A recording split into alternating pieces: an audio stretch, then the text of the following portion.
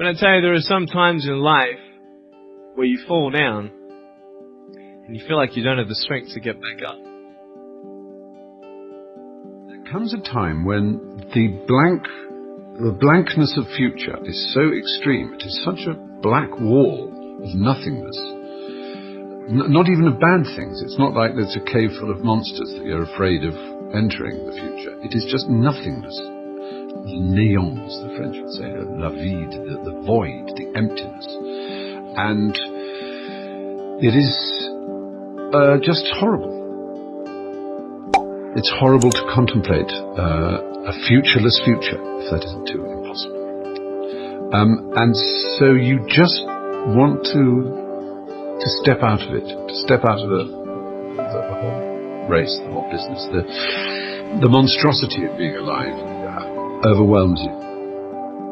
I thought, what kind of purpose do I have to live? I mean, are you just here to live to die? I mean, is there not a purpose for me? Is there not a purpose in life? And I had questions and no answers. And I asked my mum and dad, why did this happen? I asked doctors, why did this happen? They don't know. There are some things in life that are out of your control that you can't change and you got to live with.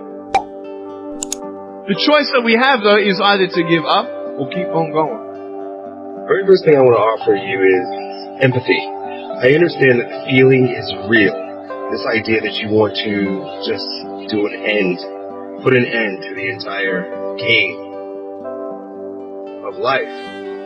So, beyond my empathy and my care for you, my heart going out to you, I want to offer you this, that there is a law. There's a law in nature, which is that of seasons, right? So, in the wintertime it's cold, right? It's freezing fucking cold in the wintertime, especially if you live in, like, the north.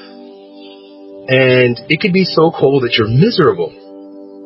If a man was so cold and miserable that he decided that perhaps I should kill myself because this freezing cold misery is not worth living in, someone might offer him the idea that, or remind him of the law that, dude, this is like, you've got maybe another 6 weeks, you've got maybe another 8 weeks, and then spring's coming, man. It's just the way it is.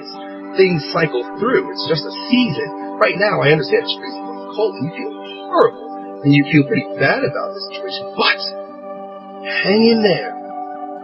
70% of illnesses on the planet, all kinds, are self-created.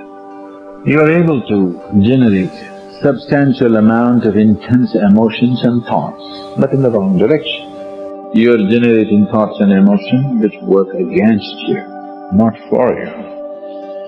You think it's your right to throw tantrums? You think it's your right to get angry with people? You think it's your privilege to be depressed so that you'll get attention from somebody? You keep playing this. One day you will not be able to turn back.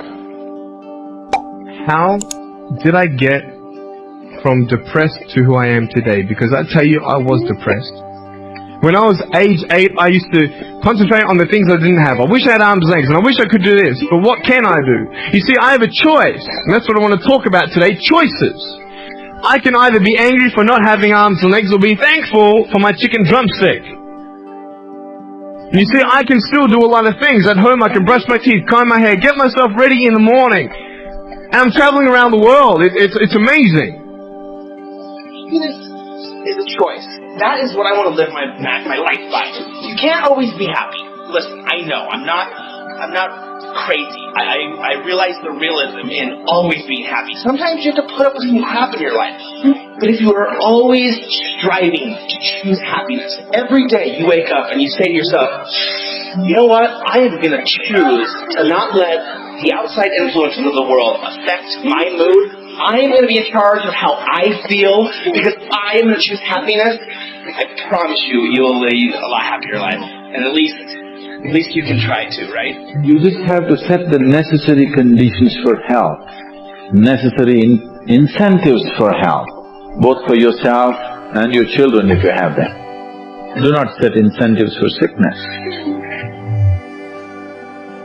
I felt depressed. I felt miserable. I felt at times where it may be better to take my life.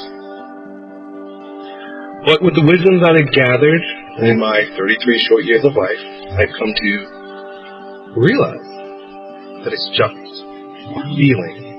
And in the same way that feeling cold is diminished, the misery of feeling cold is diminished by the insight that spring will come, is the same feeling that you should acknowledge, the same law that you should acknowledge, that no matter how miserable things are right now, it is just a season. It's going to pass. The thing that keeps one living is a sense of future, that there will be a tomorrow, and tomorrow I've got to do this, and then the day after I've got to do that. Not that any of these things have a particular logical purpose or a convincing reason to exist, but they somehow keep one going. In the words of Dorothy Parker, a great wit and writer, poet, you might as well live.